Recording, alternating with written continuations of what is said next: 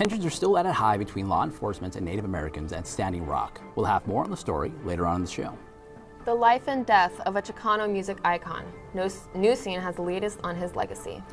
And find out where City Times journalists went into virtual world. And the curse is finally broken. The Cubs win the World Series down to the wire. Sports has all the highlights and excitement. Newscene starts right now.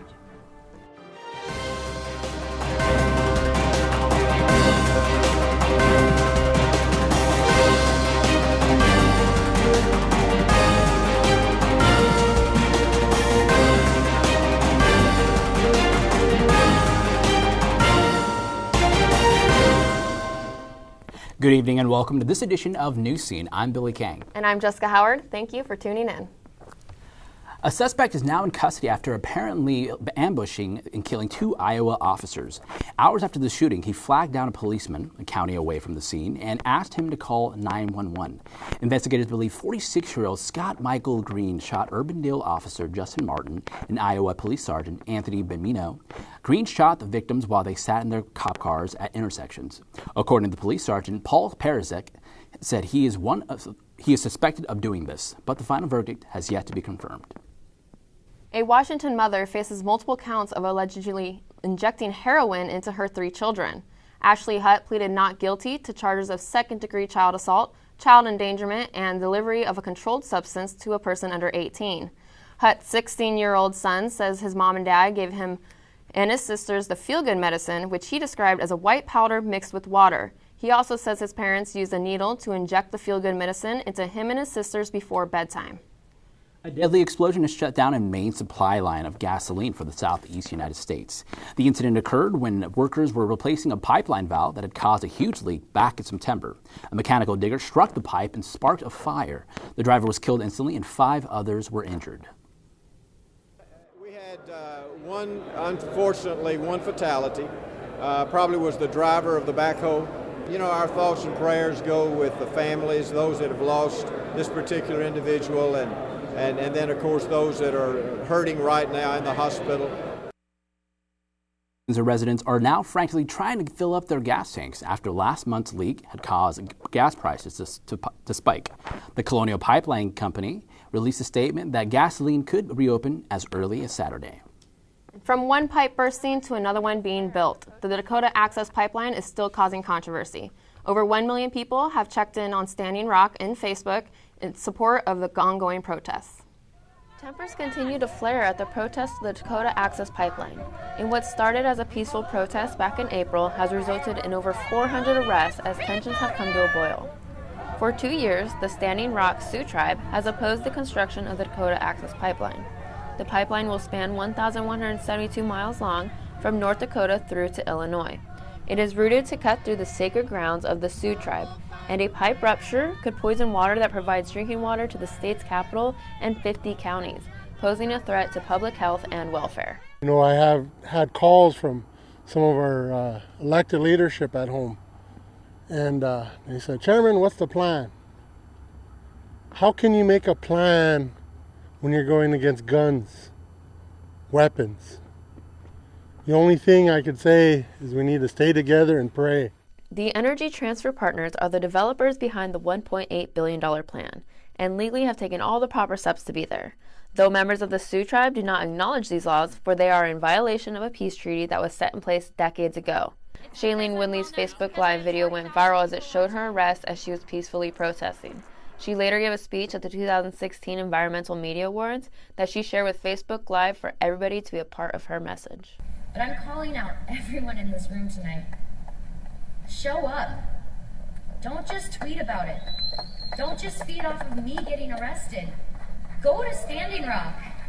Go to Standing Rock. The Sacred Stone Camp has created a GoFundMe account to raise funds for supplies to assist the protesters. With winter approaching in North Dakota, they are hoping to provide more blankets and propane. They are quickly approaching their $1.5 million goal. Investigators in Torrance, California are trying to determine if an officer-police shooting was justified. 39-year-old Michelle Lee Shirley, originally from San Diego, was struggling with bipolar disorder for about 10 years and was off her medication last Halloween. Police responded to a report of an erratic driver and found Shirley driving with deployed airbags. Shirley then proceeded to attack the police officers with her car, at which time she shot and killed. Investigators are looking into whether or not deadly force was necessary.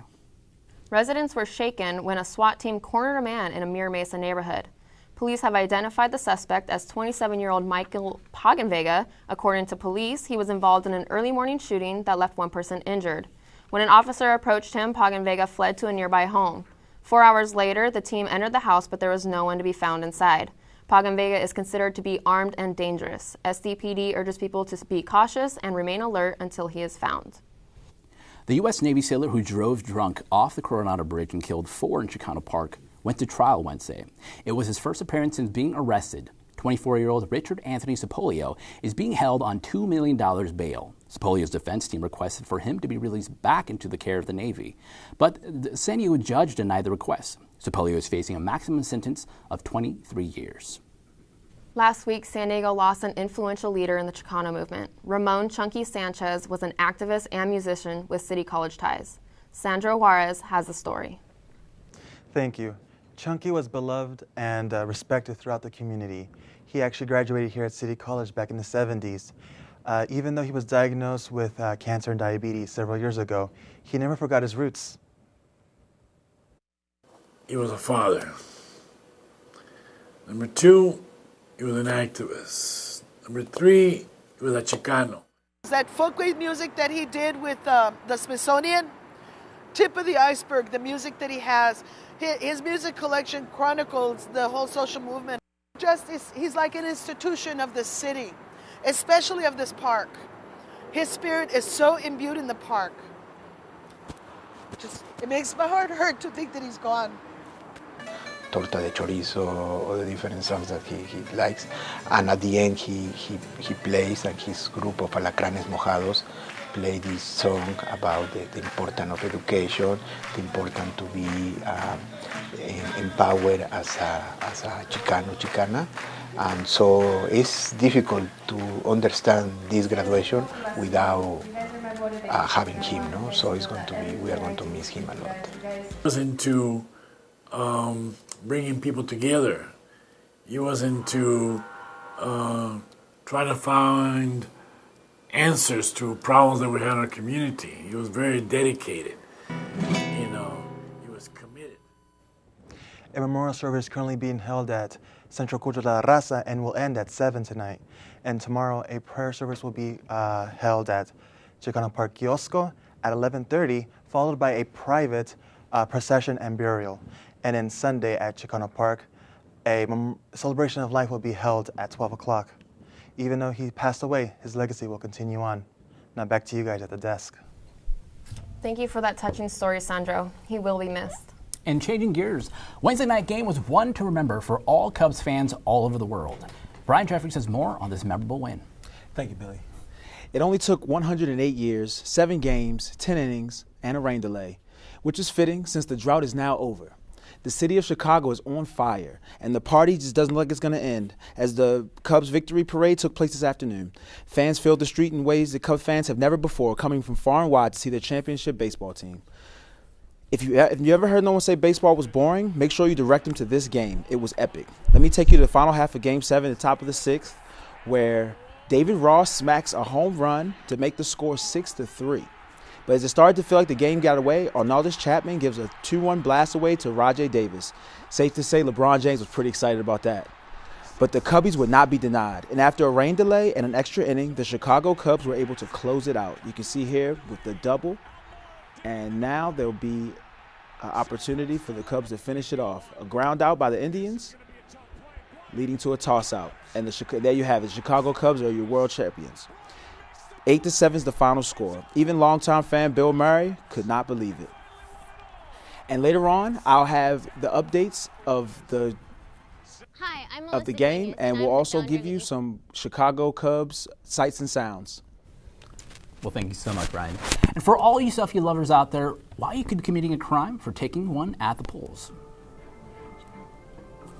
And I'm the founder of the East Side Story Project. For the past year now, I have been dedicated to researching the narratives behind this iconic album series. The songs on these albums hold a special place in my heart, because like many of you, lowrider oldies are a cherished part of my upbringing. As the albums continue to be enjoyed by generations, it amazes me that the history of such an iconic series has remained a mystery. I know I'm not the only one that has ever wondered what the people on the covers would share with us if they could speak. A year ago, I set out to find just that, and as a result, I have had the pleasure of speaking with several families on the cover, and have even had the opportunity to speak with the East Side Story creator. Most recently, I've partnered with filmmaker Gloria Moran. She's going to help me take this project to the next level as a documentary web series. Our goal is to intimately share the surrounding histories of the East Side Story albums. We cannot do this without your help. Your funds will help kickstart this project into production for at least 2 episodes. Please help us spread the word on social media, or even more importantly, word of mouth. Thank you. Early this week, the San Diego City College Police Department sent out an email warning students of a virtual kidnapping scam. Families throughout San Diego are getting calls that someone they know has been kidnapped and will be released for ransom, usually with a drop-off location in Tijuana. If you're called, the police ask that you stay calm, do not give out personal information, and gather as many details as possible to help with the investigation. A sudden power outage in downtown left students at City College in the dark on Wednesday morning. Maria Fani talked with students and teachers about the impact of classes and how the college is equipped to handle such emergencies. A community-wide power outage impacted City College students on Wednesday, catching many by surprise. I was in class and it just blacked out. So as of right now, all I know, until a friend of mine informed me through SDG&E, the website, that the power's not going to go back on until 12:30. So. One instructor carried on with his class outside the building. Yes, we are teaching the class. Right now we have a power outage in our building, and to make the best use of our time. Did you know there was going to be a blackout? I did not. So you guys found out in class? I found out when the power went out. As the students were wandering around, some did receive an email about the outage, but for many, it was too little too late. We wanted to know if City College is fully prepared for such emergencies. The school does have an emergency plan in place, and there are people especially trained to deal with a full-scale evacuation if that should be necessary. In this case, it sounds like it's a short-term problem, and so notifying students that the 9:35 until 12:35 class period has been canceled. We're out of here. We're waiting for the power to get back in. Unfortunately, it hasn't, so we're probably going to be heading out. We use a lot of computers in our classes, so hopefully we can get this ordeal situated soon. For Newscene, I'm Maria Fani. The outage was due to a fault in the SDG&E system, according to their communication specialist, and it lasted from 9:21 until 10:07 a.m. With Election Day just 4 days away, San Diego County and the several surrounding areas are in need of poll workers. According to the registers of voters, Bostonia, Carlsbad, El Cajon, Encinitas, Poway, Santee, Solana Beach, and University City are the polling cities in need. For working the polls, workers will receive a wage ranging from $100 to $175. If you're bilingual and speak fluently in Chinese, Filipino, Spanish, and Vietnamese, poll cities are in need of your services.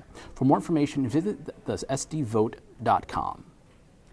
Everyone loves a good selfie. This campaign season, however, perhaps voters should wait until after they leave the polls to share their accomplishment. Each state has small tweaks on the rule, and in most states, it's not even an issue. But here in California, it is against the law until January 2017. To avoid any issues, make sure you're aware of what is and what is not allowed at the voting booths. People in Philadelphia who regularly depend on public transportation are struggling tonight. At midnight this past Monday, workers for the Southeastern Pennsylvania Transportation Authority, or SEPTA, officially went on strike. All subway lines, buses, and trolley routes are being affected by the strike. With only a limited area currently being covered, talks between SEPTA and the union continue covering issues like pension reform, health care, and wage improvements. With just 4 days away until the election, both presidential candidates Hillary Clinton and Donald Trump are on the campaign trail to gain supporters before November 8th. In this week's national poll, Clinton is in the lead with 46%. She's doing everything she can to widen the lead, as she has the Obamas and her family going to different states hosting rallies. For Trump, his wife Melania Trump gave a speech in Pennsylvania yesterday, her first since the Republican National Convention in the summer. He also has his family visiting different battleground states as well. Both Trump and Clinton are expected to be miles away from each other on election night, as they will both be in New York City. And now we look into a measure that is leaving San Diegans wondering whether or not the Bolts will stay at home.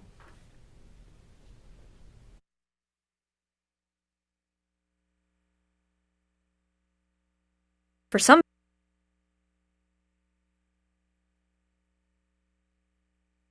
Let's try that again. On to the measure. For some We're again. Measure C is the lifeline that is keeping the Chargers at home. For others, it is the measure that will determine whether or not the city will continue to use taxpayer dollars on the franchise. In other words, what seems like a seemingly simple measure could be one of the trickiest ones to understand.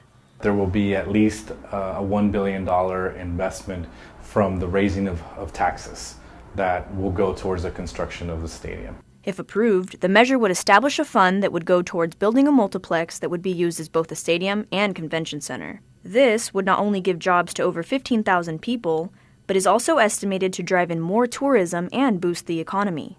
The money to build this structure would come from the Chargers, the NFL, and an increase in the hotel room tax, which means that the general funds from the city should not be used to cover the expenses for this new project. And although there are benefits to the measure, some say the pros simply don't outweigh the cons. It's not a great benefit to the taxpayers. There was no public process involved, no input. But the promise that Chargers CEO Dean Spanos made to address community concerns and use a separate plan to fund the stadium are not legally binding. As a stadium gets built, there will be no need to provide the public an opportunity to give an opinion about that facility. While Measure C doesn't call to tap into the general funds of the city, it also doesn't prohibit it. Any cost overruns, for example, would be the fault of the city.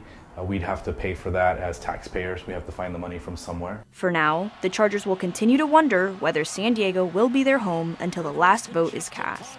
Luzelia Caballero, Newscene. Sorry again for those technical difficulties. Remember, the last day to vote for any measures and propositions is November 8th. And now here's Brian Jeffries again with the local reaction from the World Series and more. Brian? Highlights for you, but first let me take you to some sights and sounds of the Chicago Cubs.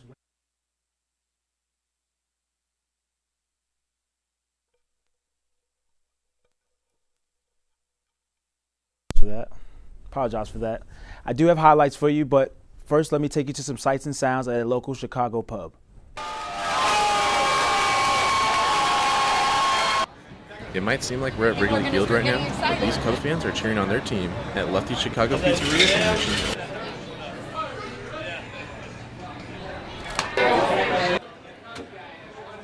You know, this is incredible. This is something you wish for. You know, we're Cubbies fans, even when we're losing, you're a Cubs fan for life. This could be the finally end one of the longest droughts in Chicago history. Here, in our own backyard, Cubs fans embraced a huge victory on this exciting night. Chicago's going to be on fire. It's going to be exciting because we've never gone this far. So I don't believe this, you know? After 107 years of heartburn, I'll take the heart attack from today. Yeah! Go Cubs! These are things that get passed down generation to generation. And the game was a roller coaster to say the least, with many ups, downs, and unexpected turns. They go. They do. Never give up. Never give up. And in the end, fans got what they had been waiting for many years. I mean, they had like horse-drawn buggies back in the day the last time we won. We're no longer losers. This is awesome. Go Cubs! And after 108 years of tears pouring on the field, delaying the game in the 10th inning, the Cubs secured the win to end the drought for Chicago. I'm very excited for the Chicago Cubs. Can't get enough of seeing those highlights. But now that baseball's over, let's get into something that really matters. Basketball is back, baby. The Indians might not have finished the deal, but there's another team in the city who most certainly did. I'm talking about LeBron James and the Cavaliers. They hosted the Boston Celtics Thursday night, and Cleveland comes in this one undefeated. But could that remain? Tristan Thompson wants to say so with this huge slam over the Celtics defender. He must be mad the Indians lost. The Cavs kept their foot on the gas throughout this one. Watch as they get the turnover here, which leads to the fast break by Kyrie Irving, the alley-oop to the slam from LeBron James. The C's, however, did try to keep it competitive, knocking in three. After three, Avery Bradley with the three, and then Jamal Brown with the three. And in the end, they were outgunned and outmanned. And the Cavaliers were able to remain unblemished. The final score in this one is going to be 122 to 128 Cavs. And now on to a matchup that I've been waiting for. in particular. I'm talking about the Oklahoma City Thunder versus the Golden State Warriors. Russell Westbrook and Kevin Durant. Russ comes with the game averaging triple-double, and you know he wanted to get revenge against his former teammate. Check out the block. But other than that block, that's all you hear from Russell Westbrook, because it was the Kevin Durant show.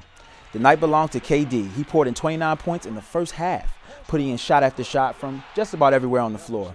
Durant went for a season-high 39 points, making 14 out of 24 shooting. The final score to this one, 122-96 Warriors, and they handed the Thunder their first loss of the season. Okay, and that's about all the time I have for sports. Back to you guys at the desk. Well, thank you so much for that, Brian. I'm excited for basketball season as well. And community colleges might offer four-year degrees in the future. Newscene has the rest of the story. City Time journalists enter the world of virtual reality. Stay tuned after the break.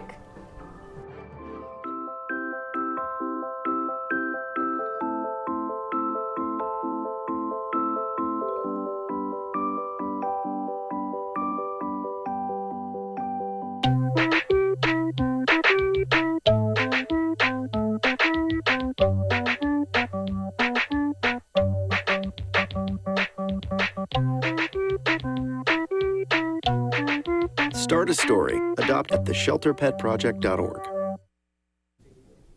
And thank you again for joining us on Newscene. I'm Billy Kang. Many California community colleges will soon offer four-year degree programs. A Senate panel met Tuesday in San Diego and reviewed a proposal to expand bachelor degree programs from 15 to 150 to the community college bachelor degree programs were not to include degrees offered at UC or CSU campuses. It may soon change.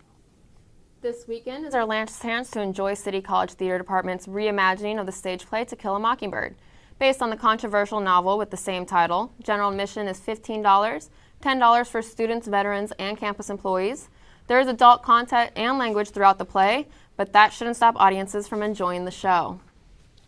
In the past year or so, virtual reality has a new frontier when it comes to gaming. Yes, it has. From what I have seen, it is a whole new experience. And as you will see next, our sister journalism department on campus, SD City Times, recently took a trip to a place in downtown that gives the public a chance to enjoy virtual reality.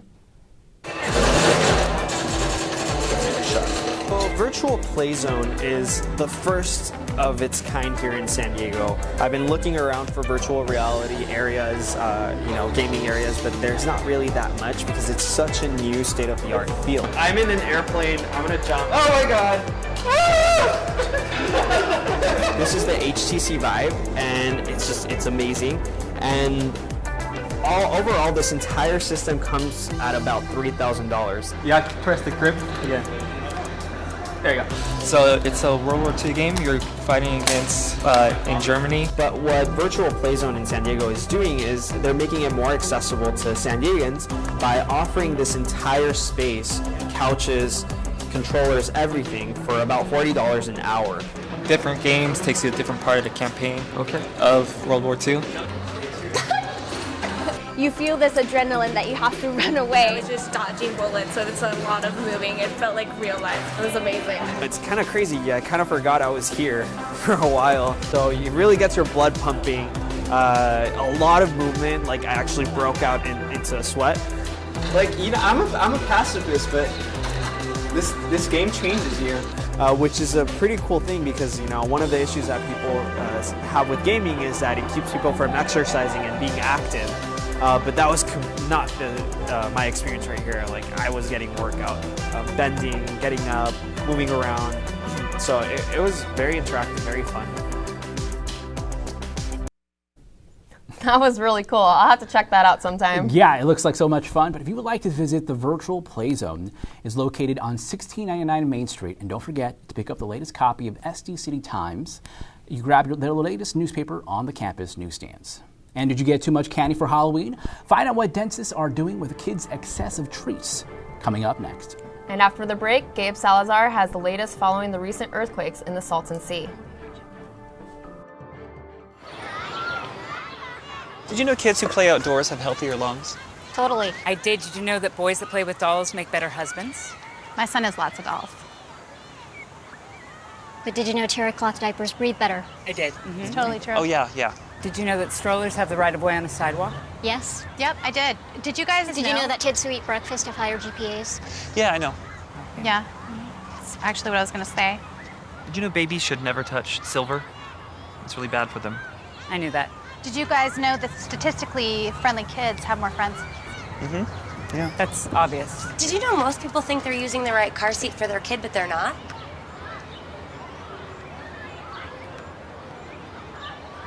Parents who really know it all know for sure that their child is in the right seat at the right age and size. Visit safercar.gov/the right seat to make sure your child is protected. I'm putting that on my blog. I just put it in mine. And Gabe Salzer has the latest weekend forecast and more. Gabe?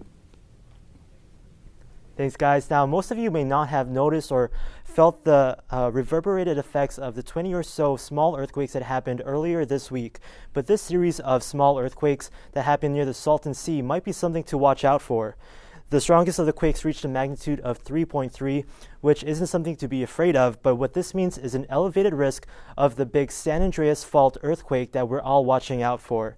Now, the Salton Sea is California's most seismic areas, and this is the second time this month any sort of seismic activity happened in this area. So what this means is just get your disaster kits ready and prepare for any sort of natural disaster as they may come anytime. And moving our way to our current San Diego temperatures, looks like it's going to be a pretty average to chilly day. Oceanside to Carlsbad area is going to stay in the low to mid 60s. Moving our way to La Jolla to downtown San Diego is going to be a little bit warmer from the high 60s to low 70s. Inland is going to be a little bit more chilly, 50 in the 50s. And in southern areas in Chula Vista to Imperial Beach, it's going to be in the low to mid 60s. And in the weekend weather forecast, today is going to be mostly sunny. Tonight's going to stay lows in the high 50s.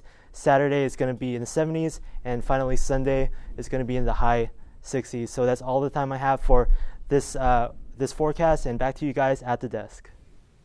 Thank you, Gabe. Have too much leftover Halloween candy? Well, there's a program to put it to good use. The Candy Buyback Program offers children $1 for every pound of unopened Halloween candy they donate. The Candy Bought Back Program is at dentist office across the city. Then, in coordination with Operation Gratitude, it is sent to members of the armed forces abroad. The Candy Buyback Program sent more than 14,000 pounds of candy last year and plan to break 15,000 this year. Children can sell candy to participating dentists until Monday, November 7th. Ever play the game of Frogger? Surveillance cameras caught a small child riding on his toy car into rush hour traffic in China. Driver swerved around him until he was rescued and returned to his mother by an off-duty cop who happened to be at the right place at the right time. And thank you for joining us on this week's edition of Newscene. Tune in next week for our special coverage of the presidential election. And don't forget to set your clock back 1 hour for daylight saving this Sunday. Have a beautiful weekend.